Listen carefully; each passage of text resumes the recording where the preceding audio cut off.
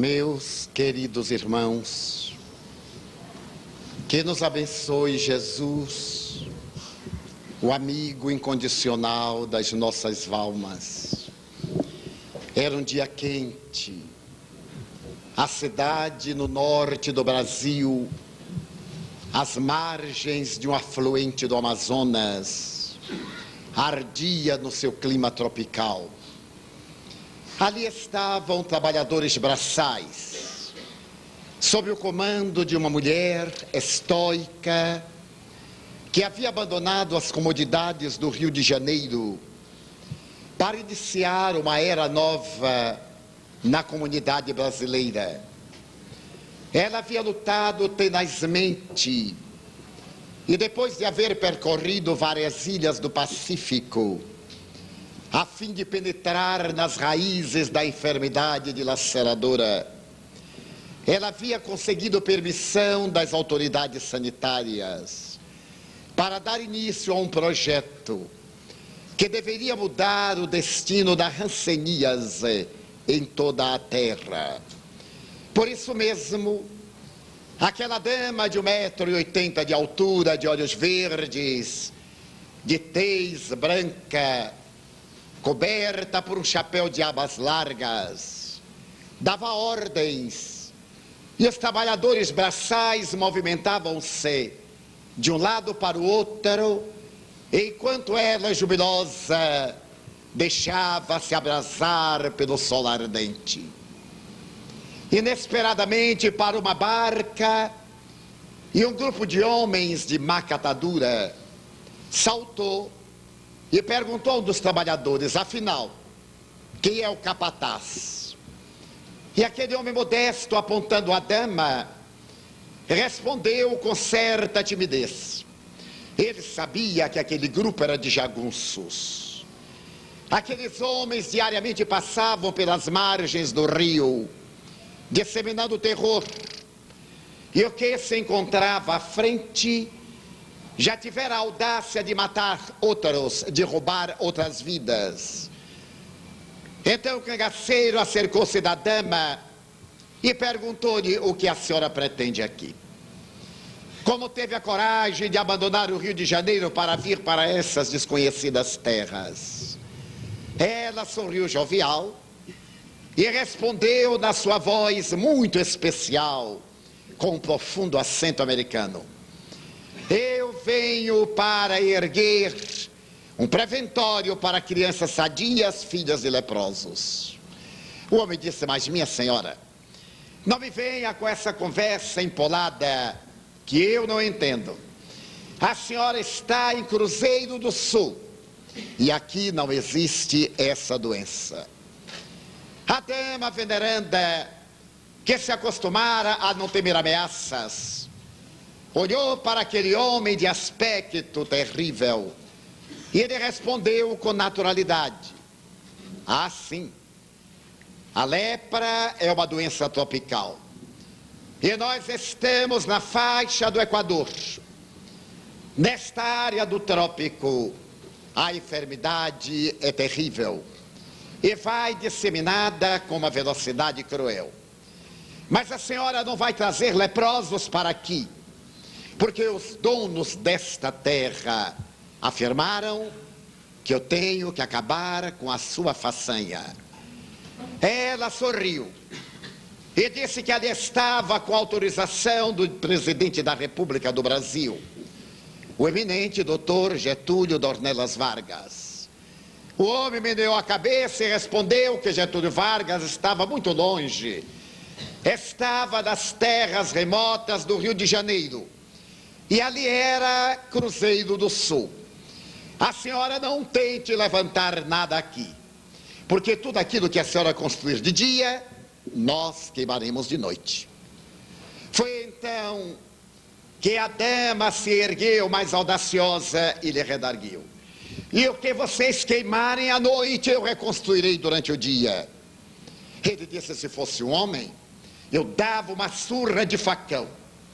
Mas porque se trata de uma mulher, eu tenho aqui a bainha do facão e vou dar-lhe uma surra, para que você volte ao Rio de Janeiro e se queixe ao seu chefe. Foi nesse momento de sol ardente que ela se recordou. A tela da imaginação fez que se libertassem clichês ali arquivados. E ela se libertou de uma paisagem da sua infância. Ela havia nascido na cidade de Piracicaba, no estado de São Paulo, no dia 5 de dezembro de 1905. Havia feito seus cursos na escola primária. Mais tarde ela fez o ginásio no Piracicabano. Exatamente quando morreu a sua mãe. E não tendo com quem ficar, porque seu pai viajava, ela foi mandada para as terras do Rio Grande do Sul, quase à fronteira do Uruguai. Ali em Uruguaiana, ela foi viver com uma tia que morava em uma chácara nos arredores da cidade. Nas épocas do inverno, quando soprava o minuano e a chibata do vento batia na janela, ela costumava olhar a lua lânguida e triste feita de prata. Mas ela se recordava que em determinado dia era uma menina esquálida, longa, desajeitada, que se havia acostumado a amar uma jovem cabrocha brasileira, arredondada nas formas de olhar atrevido que conquistava os homens. Ela se chamava Rosa Fernandes. Rosa Fernandes era o terror da região, naqueles dias remotos da década de 1920. Rosa Fernandes era bela, e as pessoas diziam que era sedutora e era perdida, porque ninguém resistia aos encantos de Rosa Fernandes. Nem os gaúchos da região, nem os uruguaios que vinham do outro lado da fronteira. Rosa Fernandes morava em uma região muito agradável e montava no seu pingo para conquistar os homens. Ela tinha inveja de Rosa Fernandes, desejava ter aquele corpo arredondado, macio, agradável, que tanto provocava os homens. Mas ela era desengonçada e até os ombros eram mais largos do que os quadris, o que lhe dava um aspecto mais masculino do que de mulher. Mas certo dia ela havia sabido que Rosa Fernandes afogara as suas lágrimas e a sua vergonha nas águas do Rio Uruguai. A maledicência havia dito gravidez, tanta leviandade, gravidez. E ela sentia uma saudade estranha de Rosa Fernandes. Haviam encontrado as suas roupas, seu par de sandálias na margem do rio, e era óbvio que ela se houvera suicidado. Mas o seu cadáver ninguém nunca encontrou. Mais tarde, era Natal. E naquela noite de Natal, inesperadamente soprara um vento frio. A sua tia era protestante metodista. Costumava ler a Bíblia e dizia que era a palavra de Deus, como se Deus falasse. Naquela noite de Natal, a tia lhe disse: venha comigo, Eunice, nós iremos ver os leprosos passar. Iremos homenagear aqueles desgraçados açoitados pela dor, levando-lhe um presente de Jesus. Uma cesta de vime, refertada de broa, tecidos quentes, uma garrafa de vinho, o queijo bom do curral.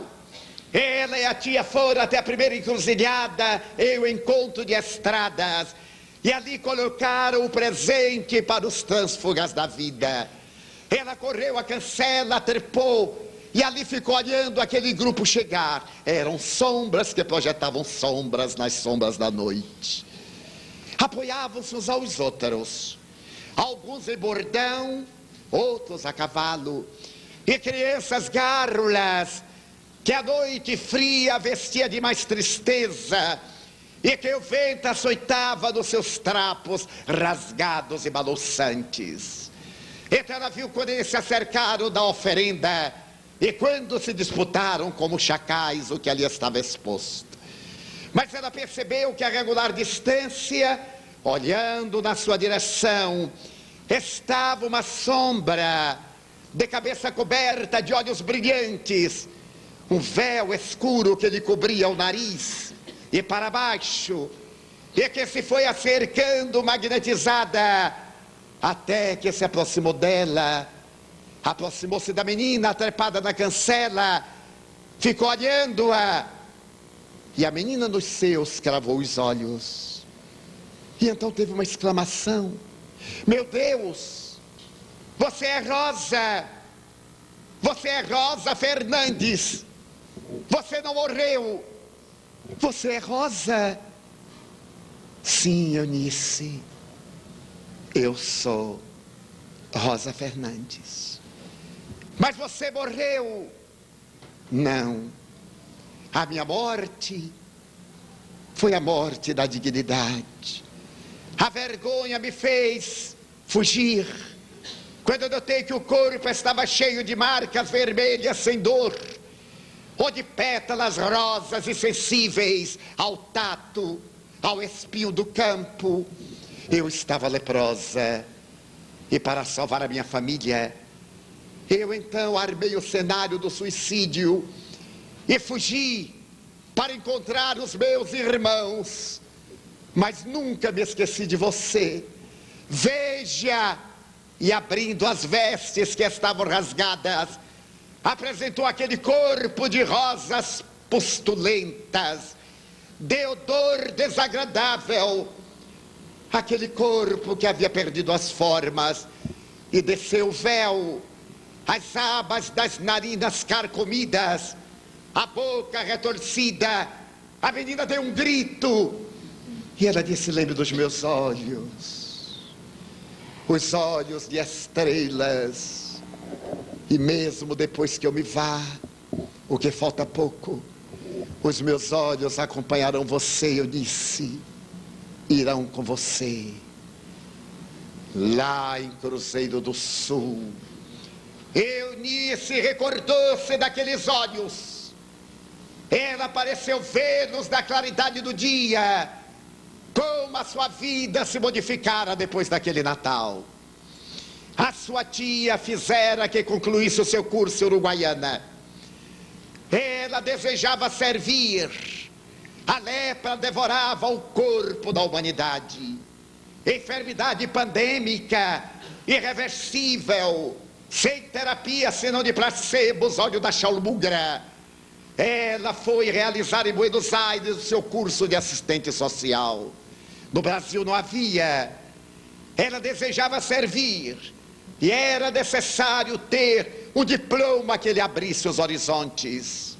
Em Buenos Aires, ela se preparou para o serviço social, fez jornalismo, retornou ao Brasil e percebeu que era necessário fazer algo mais.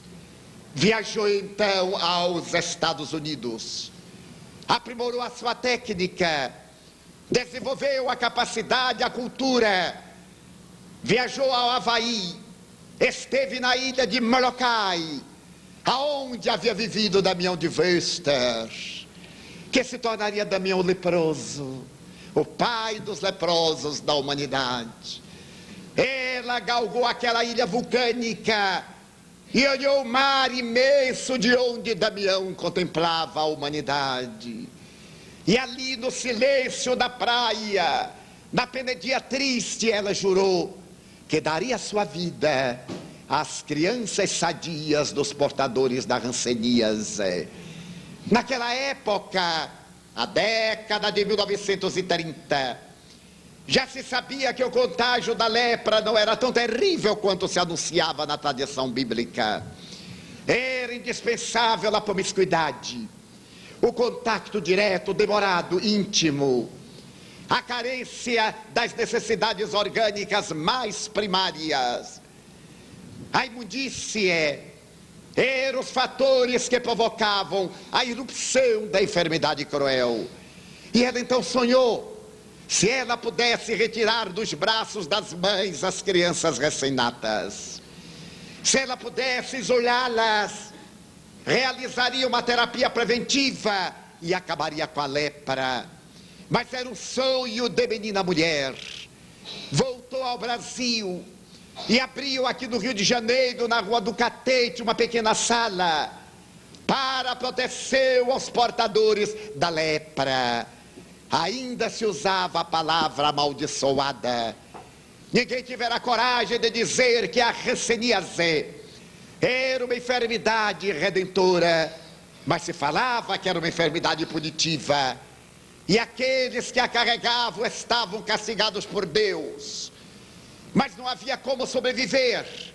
Ela pagava do seu próprio bolso o aluguel da sala.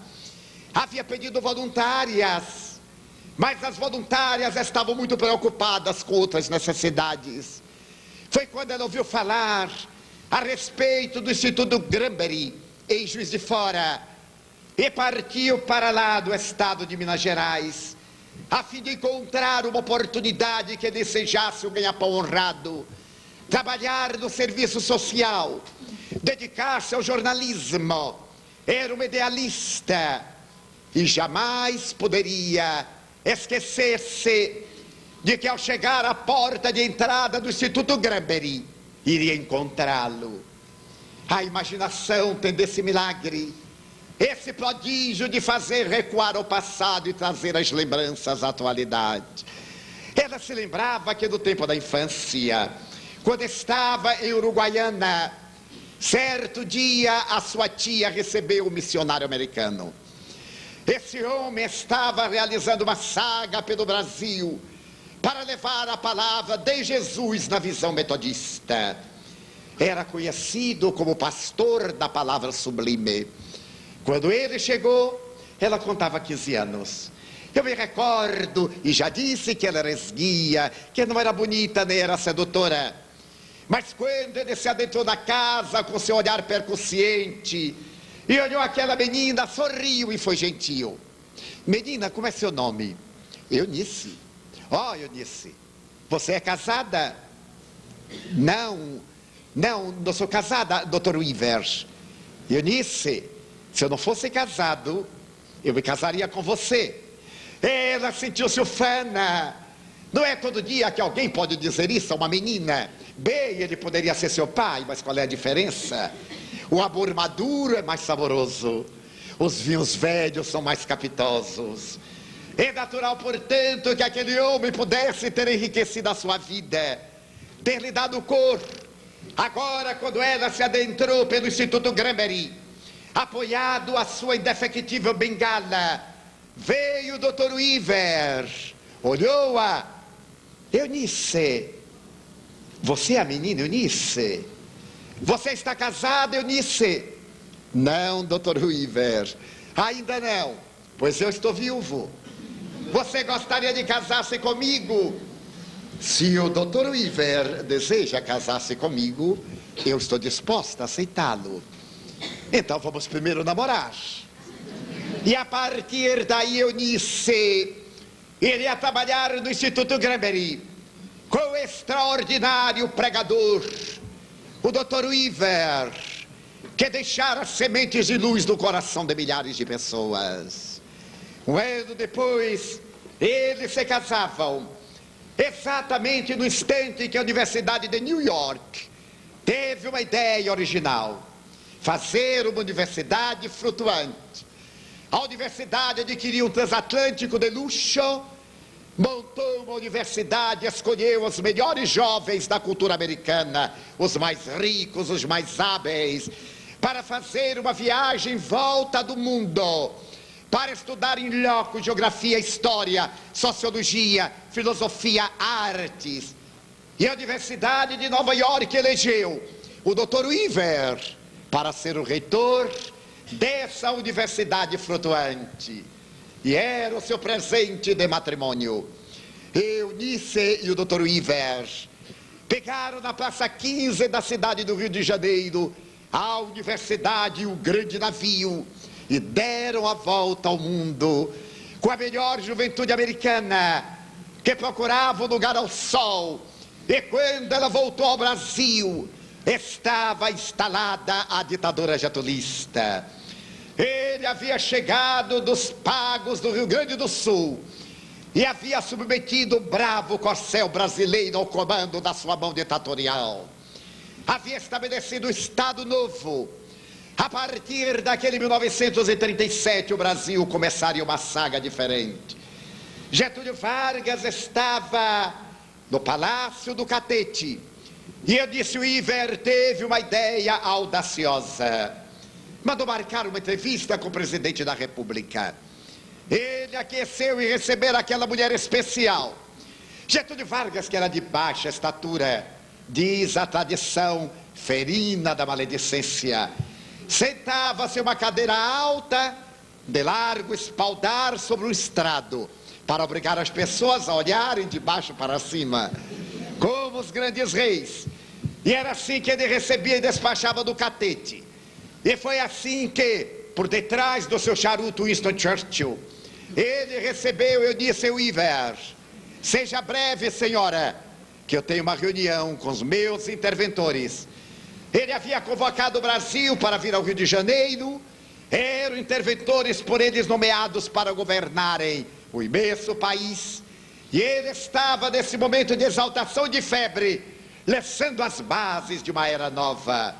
Eu disse, o Iver foi direto, senhor presidente, eu venho pedir-lhe um auxílio para os meus irmãos, os rancenianos. Mas, minha senhora, eu tenho tanto problema nacional, tenho insurreição no sul, tenho problema no norte, os mineiros estão de mal comigo, e a senhora vem me falar de lepra? Presidente, mas eles votam, e quando voltar a democracia, se o presidente quiser retornar, eu direi que não votem, sua excelência, a depender da reação.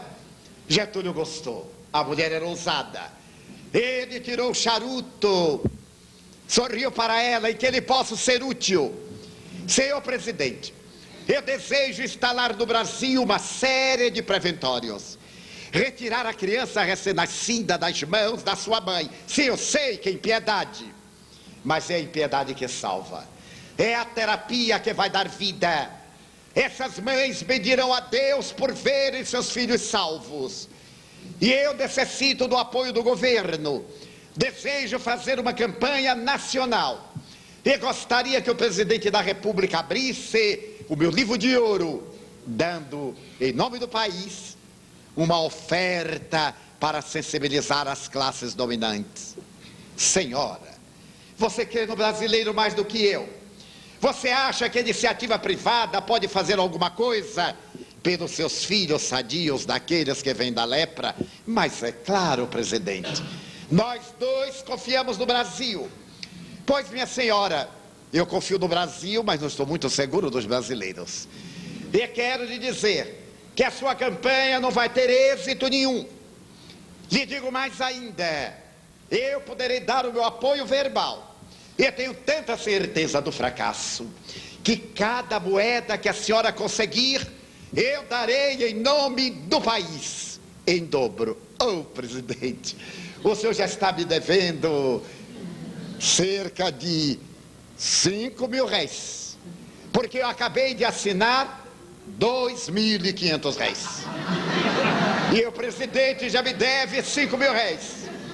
Então me ponha na cabeceira da fila do seu livro, porque eu estou à frente. A senhora está falando 5 mil réis ou 5 contos de réis? Claro que 5 contos de réis, presidente. Eu falei 5 mil réis somente para não assustar, porque eu não posso assinar 2 contos e 500, mas o presidente pode dar 5. Gostei da senhora. Amanhã eu tenho uma reunião com todos os meus interventores. A senhora teria coragem para falar aos meus militares, aos meus nomeados? Presidente, se eu acabo de falar com o tubarão, como é que eu vou ter medo das sardinhas? O presidente voltou a rir e marcou uma entrevista para o dia seguinte, a fim de que ela falasse da reunião dos interventores. Eu disse, o Iver saiu com febre e com 5 contos de réis nas mãos. Ia começar a sua campanha. No dia seguinte, lá estava ela, recebida pelo presidente da República. Ele, na sua cadeira, que fazia parecer um trono, e ela ao lado, mas em cima do estrado. Ela já era alta, e era o presidente que olhava para cima. Ele apresentou-a aos seus interventores, e ela lançou a campanha. Então o interventor de um estado do Nordeste olhou para ela e disse: mas minha senhora, nós temos problemas mais urgentes. A senhora fala de lepra como se fosse uma coisa de emergência, como se o país estivesse condenado. E ela perguntou: de que estado é o senhor? Ele disse: eu sou do estado tal. Ah, pois não. E como é mesmo o nome do senhor? Ele declinou o nome. E eu disse: o Iver, lhe respondeu. Eu gostaria de perguntar se o senhor conhece a família Y. Claro, é uma família tradicional do meu estado. Pois, senhor interventor, há 10 anos atrás, eu estive no seu estado e conheci o secretário de Finanças, homem honrado. Ele era portador da hanseníase. E fui eu quem diagnosticou. Ele já havia contaminado a família. Ele foi transferido aqui para Jacarepaguá e trouxe a família. Ele tinha um filho de nome Francisco. Francisco contava 4 anos quando foi internado. E no primeiro Natal, quando lá eu estive há 4 anos atrás, Francisco me disse: titia Eunice, será que você não podia me trazer uma bicicleta? Ora, Francisco, eu tenho que trazer cobertores e agasalhos. Eu tenho que trazer alimentos. Uma bicicleta um dia eu trarei. Ah, titia Eunice, eu gostaria tanto de montar em bicicleta, mas eu não pude levar a bicicleta, interventor. Só nesse último Natal. No Natal passado, uma amiga minha se casou. Bem, ela não era propriamente uma moça casadora, mas se casou. E ficou tão agradecida a Santo Antônio por se haver casado, que ela disse: Eunice, o que é que você quer que eu dê aos seus doentes? Claro, eu relacionei o que eu necessitava e me lembrei de Francisco. Primeiro eu pedi o que era essencial, e depois que ela deu tudo, eu disse: só falta um detalhe. Para que Deus ajude a você ser boa mãe, eu gostaria que você me desse uma bicicleta para meu menino Francisco. Leve 2 bicicletas, eu disse. Quero ter gêmeos. Na minha idade não pode esperar muito. Então eu quero logo da primeira barrigada ser mãe de 2 e me libertar desse fardo. Ah, interventor, eu comprei a bicicleta, aluguei um avião para levar a minha oferenda à casa lá de Jacarepaguá. Francisco veio correndo, as crianças vieram, eu desci o que era essencial, desci a primeira bicicleta e disse: Francisco, aqui está a sua bicicleta. Ele recuou e disse: não quero mais. Francisco, a sua bicicleta? Não quero mais, titia Eunice. Para que eu quero bicicleta se meus dedos foram amputados? Ele já não tinha dedos, interventor. A enfermidade degenerativa fez que as cartilagens começassem a doer e fossem extirpadas. Ele tinha a forma da mão, mas nas mãos já não havia o prolongamento de dedos. Então é necessário abrir um preventório na sua cidade. E na sua cidade. E foi a partir dali que Getúlio Vargas e os interventores do Norte e Nordeste autorizaram, eu disse, o Iver a viajar. E é por essa razão que ela estava em Cruzeiro do Sul, diante daquele homem que erguia o facão para surrá-la, revendo os olhos de Rosa Fernandes, que apontava como sendo uma dessas fadas que vem do fundo das histórias para apontar rumos. Então ele disse: aqui não tem lepra, senhora, tem lepra. Dê-me um barco, vamos subir ao rio, e eu apontarei os casebres de lepra. Senhora, se houver lepra aqui às margens do rio, eu virei atender a senhora. Uma barca foi improvisada. Eu disse o Iver, como uma conquistadora de terras desconhecidas. Foi em pé. Ela viu os olhos de Rosa Fernandes. De vez em quando a sombra de olhos de estrelas apontava e ela dizia: ali tem lepra. E ali e acolá, em menos de 2 horas, havia apontado 12 choupanas onde havia o mal de Hansen. E aquele homem troncudo, baixo e atrevido, que foi até ali para silenciá-la, tornou-se o construtor do preventório de Cruzeiro do Sul, que Getúlio Vargas iria inaugurar depois.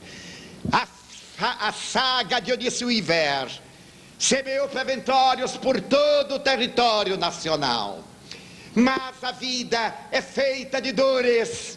Às vezes o segundo muda totalmente a nossa existência, para melhor ou para o pior, para a felicidade ou para a dor, para a plenitude ou para a tragédia, e Dr. Iver morreu.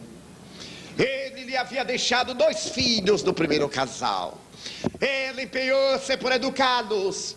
Aquele homem que era a alma da sua vida passou a fazer falta.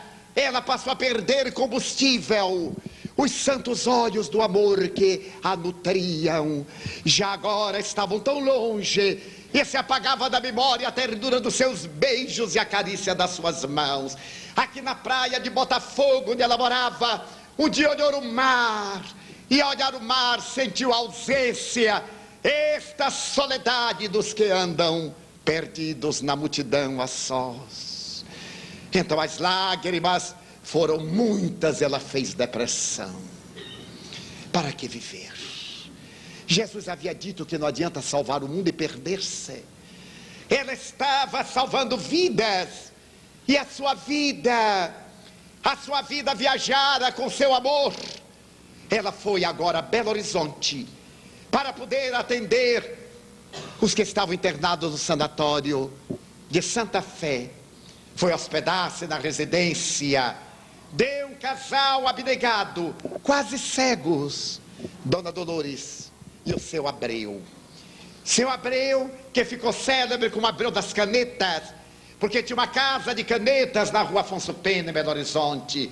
E Dona Dolores, a boa dama, quase cega, médium vidente, que se adentrava além do mais além, para trazer a certeza da imortalidade da alma. Eu disse, o Iver foi-lhes hóspede, e Dolores lhe disse logo à entrada, não chore mais. O doutor Iver não quer que você chore. Hoje à noite eu lhe vou pedir um favor. Hoje é sexta-feira, e hoje você vai descansar. Eu vou levar você a Pedro Leopoldo, onde há um missionário da luz, que coloca a claridade na noite da saudade. Mas você sabe que eu sou metodista. Eu não perguntei o que você é. Eu quero lhe dar o que você necessita. E naquela noite, seu Abreu, chofer, Dona Dolores e Eunice Iver demandaram a cidadezinha de Pedro Leopoldo. Mas foram tão pouco felizes que o automóvel na estrada apresentou um problema. E quando lá chegaram, a reunião já houvera começado. Chico Xavier escrevia, aquela multidão que se comprimia na sala estreita. Eu disse, o Iver não entendia nada. As interpretações do Evangelho, algumas monótonas, outras desagradáveis, outras insossas, outras arrebatadas, não a sensibilizava. Até que passada a meia-noite, aquele homem bom e macio, gentil e triste, pegou as dezenas, as centenas laudas de papel, que estavam repletadas numa letra nervosa a lápis, e depois de pigarrear, olhou quase sem ver a multidão, separou várias páginas e disse, há aqui uma mensagem para Eunice. E virando a última página, é de alguém que assina o Iver,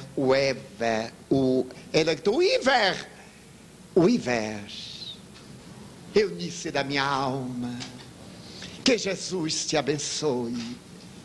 Eunice, você quer casar comigo, menina? Que pena que eu sou casado. Muito obrigado, doutor Iver. Eunice, você quer casar comigo? Eu estou viúvo. É claro, doutor Iver, se o senhor quiser. Era ele que voltava do além-túmulo, com as mesmas palavras da outrora, com aquele mesmo calor, a mesma ternura, com a mesma doçura, o mesmo acento, aquela intimidade que somente os que amam podem compreender. Não chores mais. Quando estavas na janela do nosso apartamento da praia, de Botafogo e pensavas em morrer, eu me acerquei para dizer-te que ainda é cedo. Se tu vens agora, não me verás. É necessário que fiques um pouco mais para que nos encontremos depois. Se te deixares vencer, é suicídio. E se tu morres pela melancolia, não me alcançarás. É necessário que vivas. É necessário que prossigas nossos filhos. As crianças saudáveis dos portadores de hanseníase necessitam de ti. E nesta jornada de silêncio e soledade eu estarei contigo. Eu te falarei carícias aos ouvidos. Eu te enternecerei com as minhas mãos leves. Eu te falarei de Jesus. Volta, alma querida, e nunca mais te sintas sós.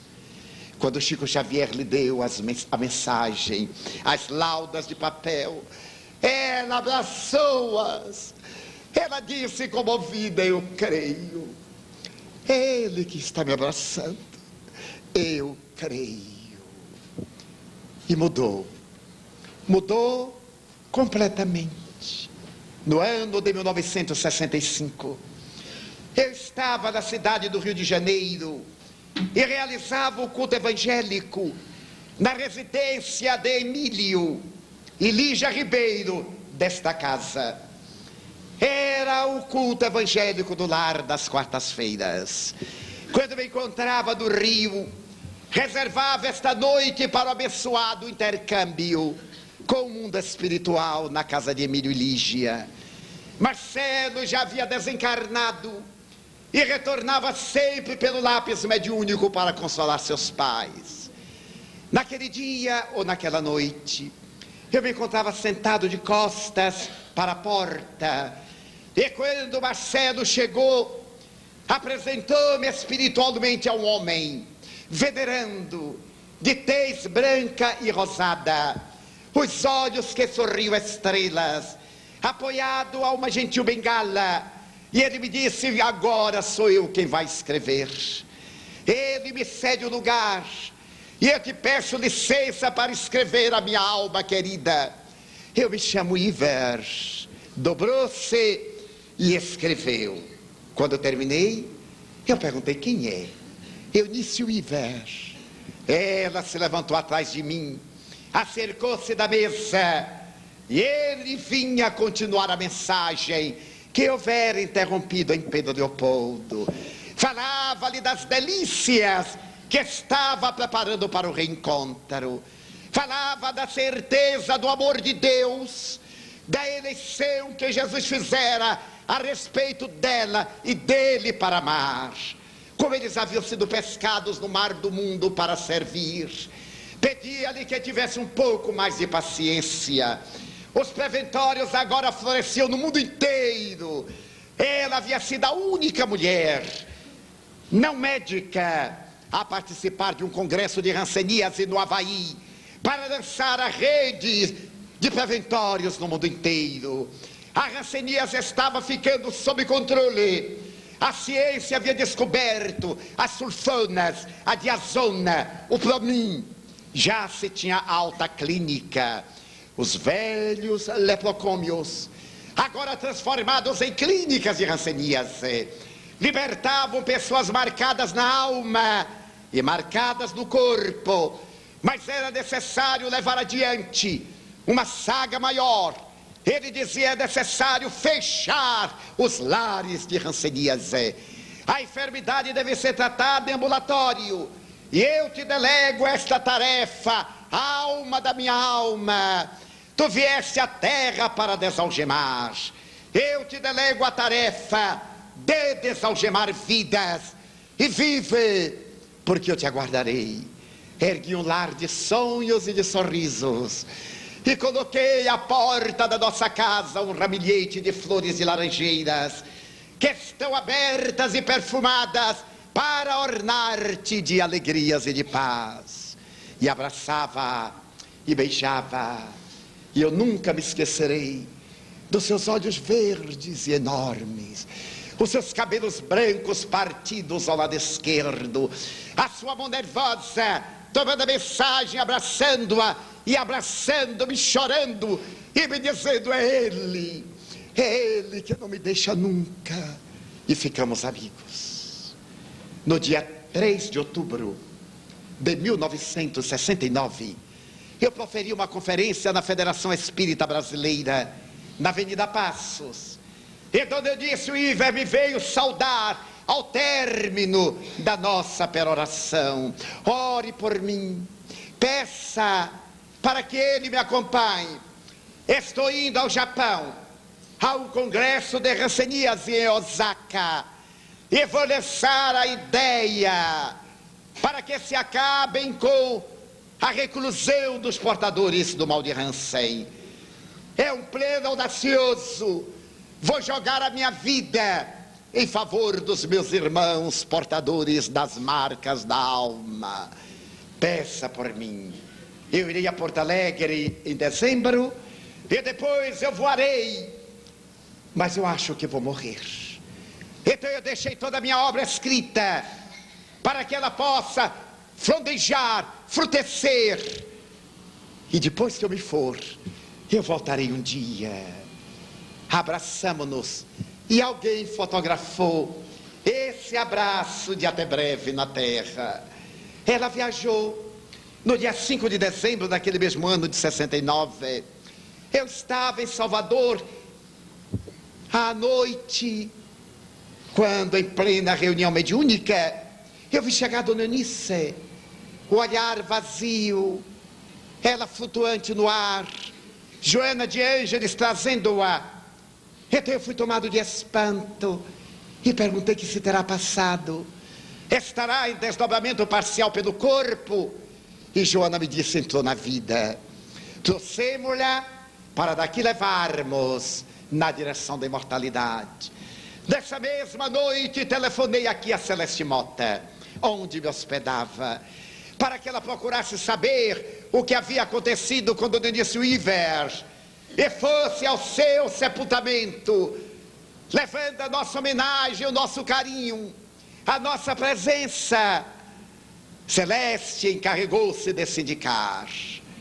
Mais tarde, Celeste me daria a notícia da viagem de Eunice Weaver. Ela estava em Porto Alegre, já havia lançado a Sociedade Protetora de Hanseníase, havia elegido as mulheres mais destacadas da comunidade brasileira, serviam com ela, sob o seu comando viril, a sua personalidade vígil, hierática. Ela conduzia aquelas almas e estava em Porto Alegre. Tinha uma entrevista com o governador Peráquio Barcelos. Estava acompanhada da sua amiga devotada e secretária particular.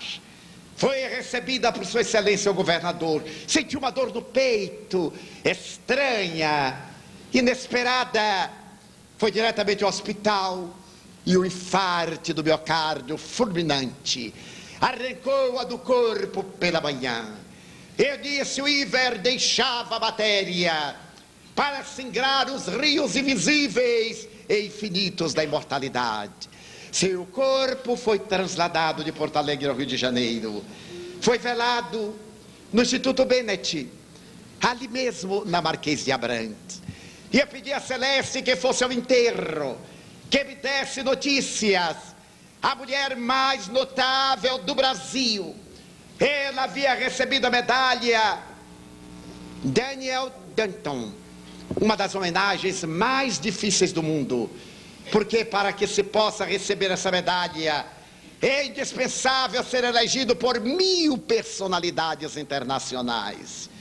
Desde a vigência do seu prêmio, ele havia sido dado até 69 apenas a 2 personagens, a John Fitzgerald Kennedy, póstuma, e a Eunice Weaver. Ele havia recebido a comenda do Cruzeiro do Sul, a mais alta homenagem que o Brasil presta ao seu filho de mais destaque. Havia recebido comendas da Marinha, do Exército. Uma das suas crianças havia recebido o prêmio da criança mais forte do Brasil. A campanha que a Nestlé fazia na década de 50. a criança mais saudável, alimentada pelo leite Nestlé, saía de um preventório das mãos de Dionísio Iver. Mas ao seu enterro não compareceram os brasileiros. Foi um enterro modesto, como o enterro dos anjos. Alguns batedores militares saíram à frente. O cortejo saiu triste. Ela foi inumada no cemitério São João Batista. E quando Celeste me contava, eu lhe perguntei: havia por acaso algum ranceniano que tivesse tomado da palavra para dizer-lhe muito obrigado, dona Eunice? Não, pelo menos ninguém falou. Houve algum discurso? Não, somente a monotonia do recitativo bíblico. E que mais? Que mais? Ela não precisava de nada. Ela havia entrado no reino. E a partir daquele dia, eu continuei a buscar a imprensa brasileira para trazer notícias de Dionísio Iver, para prestar homenagens. Havia na época uma revista de grande circulação, a revista Cruzeiro. Havia uma outra de origem mineira, Alterosa. E então eu estive olhando, nada. Naquela semana, uma jovem atormentada se casara com o homem Y e tinha ido passar a sua lua de mel numa das ilhas do Pacífico Sul. Era Brigitte Bardot, co-herdeiro da Opel, que se consorciava. A imprensa estava mais interessada no jogo da carne de Brigitte Bardot do que na grandeza da alma de Dionísio Iver. Não havia espaço para ela no periodismo nacional. A Bahia, que tanto lhe deve, reservou 16 linhas de uma 8ª página do seu, então, jornal mais importante. O Estado de São Paulo, que tanto lhe deve, reservou no Estadão 32 linhas numa página do meio do 2º caderno. Mas a revista Reader Digest Internacional escreveu de um retrato biográfico para 8 milhões de leitores no mundo. E o governo do Brasil, talvez sensibilizado pela grandeza dessa mulher, dedicou-lhe um selo de correio pequenino, de 20 centavos, em tom azul sobre branco, insignificante, mas Dionísio Iver, graças aos olhos de Rosa Fernandes, havia se adentrado no reino onde as homenagens não têm significado nem qualquer sentido.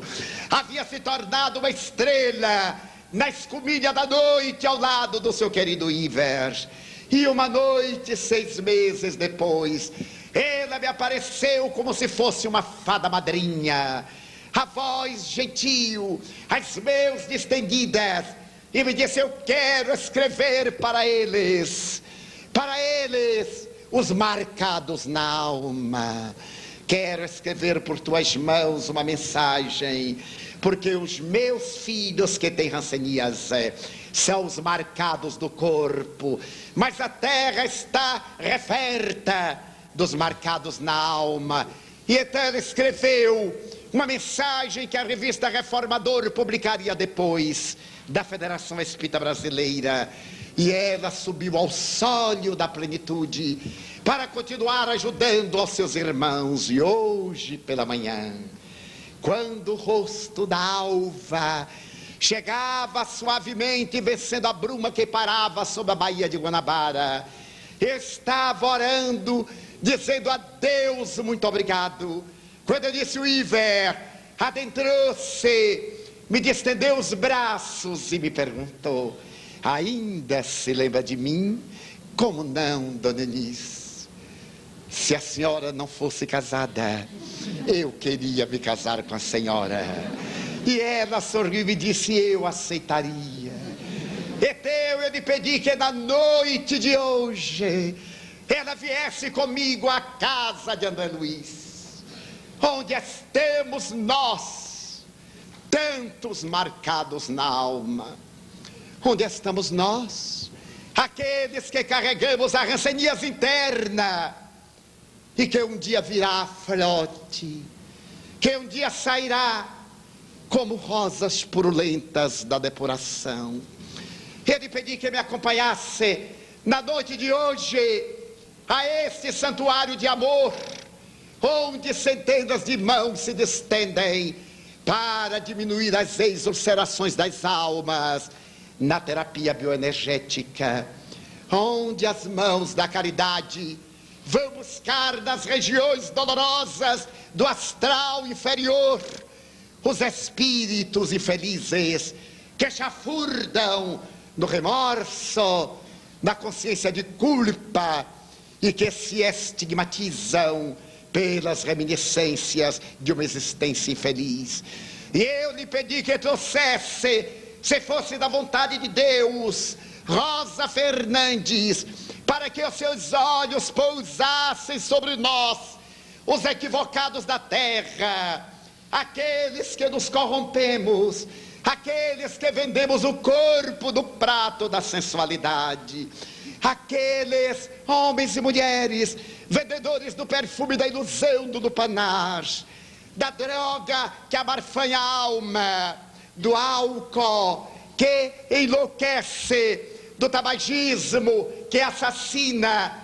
Eu pedi a essa equipe de amigos que viesse para poder reerguer-nos a nós, os marcados na alma, a fim de que nesta existência nos possamos depurar. É certo que muitas dores já nos assinalam, é verdade que o nosso corpo freme diante da presença do sofrimento. É claro que estamos em depuração, anelamos pelo planalto da sublimação evangélica, mas estamos com os pés na planície baixa dos desejos animalizantes. E é natural que nesse vai-vem do subir e descer, do descer e subir buscando paz, o corpo que é a esponja da alma, de vez em quando exploda em rosas de dilacerações, para transformarmos a nossa vida em uma dádiva que depois de purificada possa alcançar a plenitude. Meus amigos, meus irmãos, estamos na terra para encontrar o reino de Deus, viajores da longa noite dos tempos. Acompliciamo-nos com a loucura, deixamo-nos ferretear pelos aguilhões terríveis das paixões, escravizamo-nos aos desejos que arrebatam a vida em labaredas consumpçoras. Mas a misericórdia divina nos oferece o ensejo da reencarnação. Vós que chorais, fazei-o bendizendo a dor que vos rasga a alma, como a bigorna que despedaça o metal em fogo para nele esculpir a forma da vida. Não recalcitreis, não vos revolteis, pagai em lágrimas a honra de preparardes a vossa libertação. Todo parto da vida, mas todo parto dói. A vida, para viver, produz dor. Foi assim que Jesus se alçou ao esplendor do imarcessível, saído dos braços da cruz, cantando o hino da eterna imortalidade. Estais aqui hoje conosco, para que vos digamos que sois bem-aventurados, porque podeis ouvir e tendes a capacidade de entender que a vida na terra é um cadinho de depuração. Alegrai-vos então, meus filhos, e pedi a Deus que antes de vos curar o corpo, vos liberte das paixões que geram as doenças do corpo, que vos liberte das amarras com o passado de delitos, para que vos desalgemeis, podendo voar na direção do paraíso. Pedi ao Senhor, ao divino terapeuta, que vos cure a alma, dando-vos paz, essa paz que o mundo ainda não pode dar, porque não a tem, e que somente Ele vos pode oferecer. Cantai, filhos e filhas, cantai como os mártires da fé, saindo dos calabouços na direção da arena e provocando estupefação nos grandes dominadores da própria mesquinhez não controlada. Cantai, hosanas, Ave Cristo, os que vão viver a vida eterna te homenageiam e saúdam. Em nome de André Luiz, de Garcês, de Eunice e dos trabalhadores desta casa, nós vos abraçamos, exorando ao Senhor de nossas vidas que nos dê a sua paz. São os votos do servidor humílimo e paternal de sempre, Bezerra. Muita paz, meus filhos.